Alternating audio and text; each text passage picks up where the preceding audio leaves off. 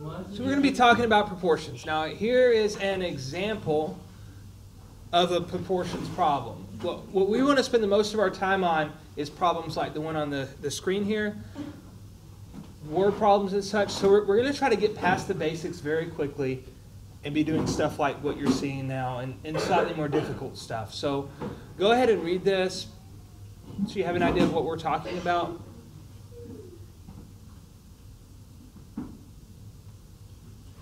So what makes this a proportions word problem before we get started is whenever you have kind of two different things you're comparing, like kilometers and trips, that's a ratio, kilometers to trips. 30 to 60. And then you have one other piece of information, and then there's one thing missing. That tells me that we can use a proportion to solve this, because I have 30 to 60, and I need to know how much for 9. So let's backtrack, talk about proportions, then we'll show you how. Then we'll talk about how to use proportions to solve this word problem. So go ahead and on your paper, and once, hopefully you didn't do this, please don't copy that whole word problem to your paper. I don't expect you to do that. Let's go ahead and write out what we're going to write at the top of our paper. At the top of your paper, please write proportions notes.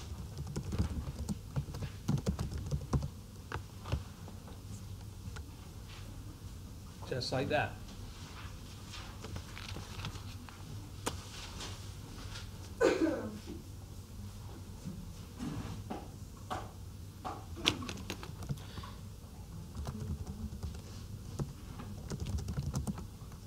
A proportion's just, I'm trying to think of just an easy definition, right? To write. Let's see, it's a, let's make it really simple. At its most simplest form,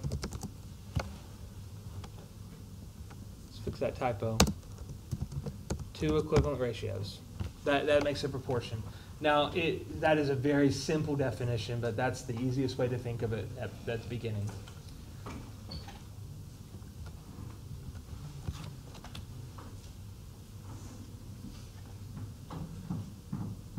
So in terms of what we did, let's say you have a ratio of 2 to, let's do 2 to 5. So we have a 2 to 5 ratio.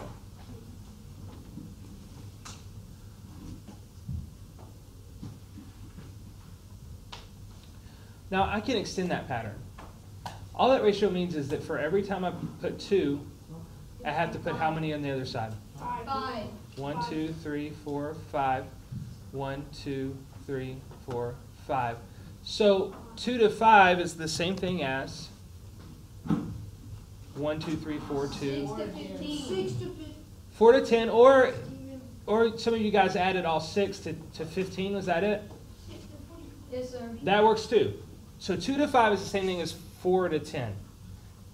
They're equivalent ratios because you kept that pattern. That makes them a proportion. Now, one of the things we talked about in class today is we said, well, what happens when you find the cross products of a proportional relationship? If I do 2 times 10, what do I get? 10. Never mind. If I do 5 times 4, what do I get? 20. So the cross products of a proportional relationship are always equal. Always. If they're not equal, then it's not a proportion. I'm just 4. What is that? Sorry, that's a 10.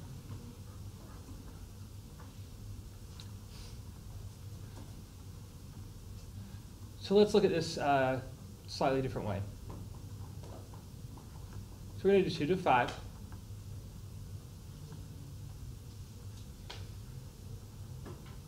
One other thing you can always do with proportional relationships is you can say, and this is what you're writing, hopefully you're copying everything I put here. You can say, well, what did I do to 2 to get 4? Yeah, multiply by 2. Well, what do we do to 5 to get 10? This number has to be the same. So that's two characteristics of a proportional relationship. They'll have the same factor, and their cross products will be equal. So that's 2 ways that you know, all right, these are proportions. If they're increased by the same factor or the cross products are equal. Are there any questions about that?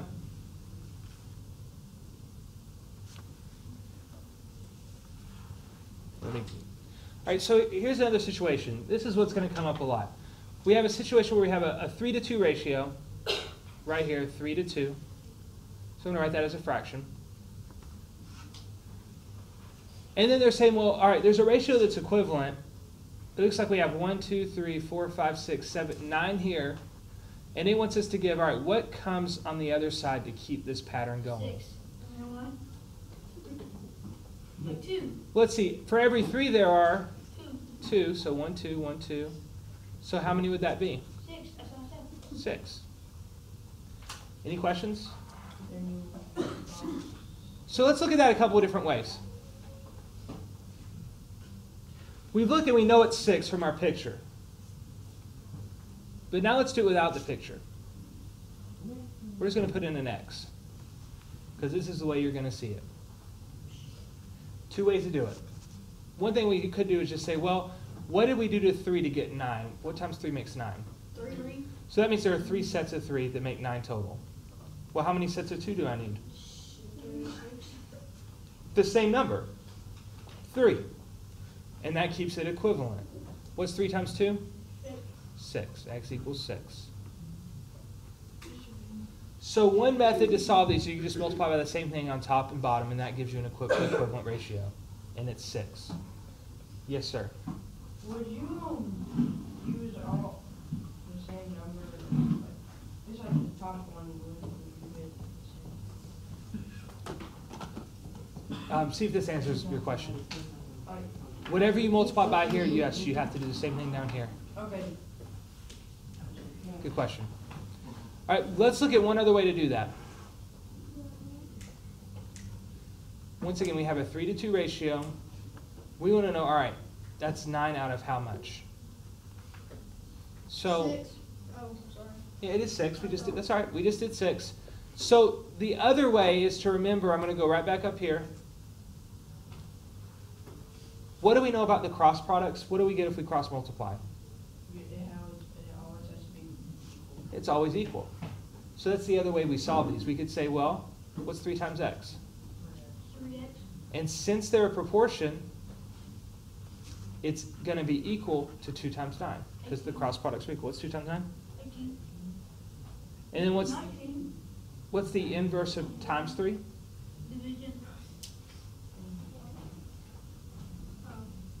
What does x equal? 8. It's 18 divided by 3? 6. 6. My bad.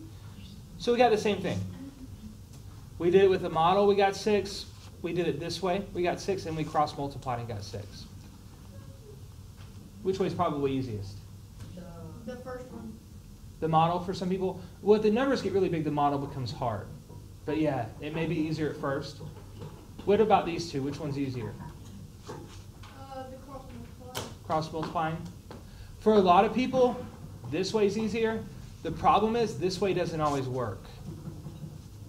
Let's look at another situation if you write this down in your paper. So we're going to do 4 to 5 equals x to, let's do something that doesn't work. 24. X to 24. Now, with this one, we can't, I mean, there's nothing that we know easily times 5 that makes 24. Is that right? So I can't do it that way. I just got to cross multiply. What's 5 times x? 5x. 4 times 24. 48. 48? Oh. No, it's not 48. Wait, It's all right. 64. Let's see. 64. What's 4 times 2?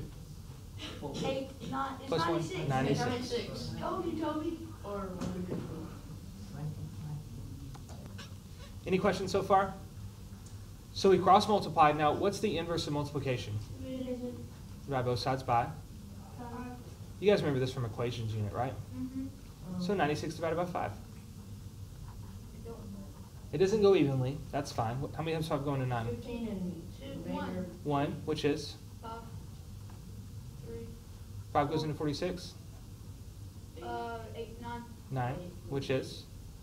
40, 45. And leaves us with 1.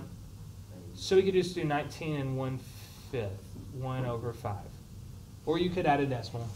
I just rather keep it a fraction. Okay, so is that like something that won't go? You can make it a decimal or leave it as a fraction. I'd rather just do a fraction that's easier, 1/5. Okay. Steven, Oh, I was just gonna ask if that under the 96 is a 5. Like, yes, that's a 5. That's a 5 too, sorry. Yeah, that's what it's. Let's do one more example. Well, you know, let's just do our word problem that we started with. So here's that word problem we started with. Please don't copy this word problem to your paper. That would take way too long. I would never want you to do that. So what we're going to do is just basically write a proportion to solve this. Now, if you read the first part of the problem, how many kilometers does it say? 30. 30. And a good habit to get into is go ahead and put km, label what you're doing. It makes it easier. Because if I put kilometers on top here, what I've got to do is I've got to put it on top here too. So if you label, you can make sure you do that. Now, how many trips to the school? 6. 6. So I'm going to put 6t for trips. Now, read the second part. Does it tell us about kilometers? No. No. So we put in x. Does it tell us about trips? Yes. Yes. 9 trips. So this is what it's going to look like in the real world. You're going to set up from a word problem, but then we solve it the same way. What's 6 times x? 6. So we have 6x.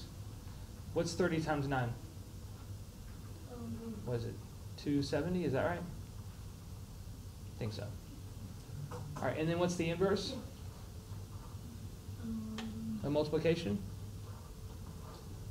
Division. Divide both sides by 6. Well done. And 270 divided by 6. I'm going to pause the video while you guys work that out. All right. What happened to the T?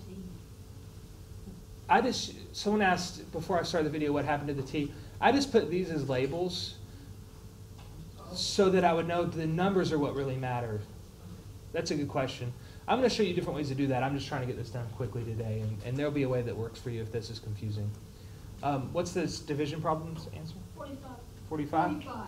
45? 45. So we found 45, and what is it asking? How many?